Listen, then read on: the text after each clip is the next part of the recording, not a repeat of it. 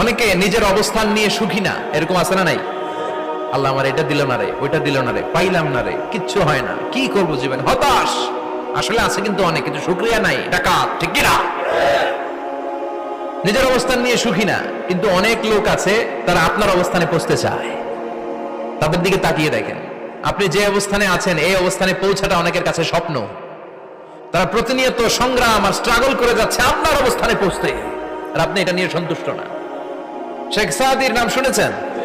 বালাগাল উলা কাশাফাত দুজা, এই কবিতাটার রচয়িতা ইরানের বিখ্যাত এক কবি।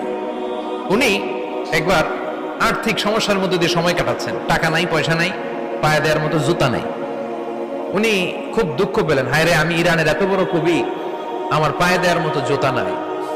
দুঃখ ভরা মন নিয়ে রাস্তায় হাঁটতে বেরোলেন। হাঁটতে হাঁটতে হঠাৎ দেখলেন একটা লোক শুয়ে শুয়ে কাঁদছে, ওই লোকটার দুইটা পাই নাই।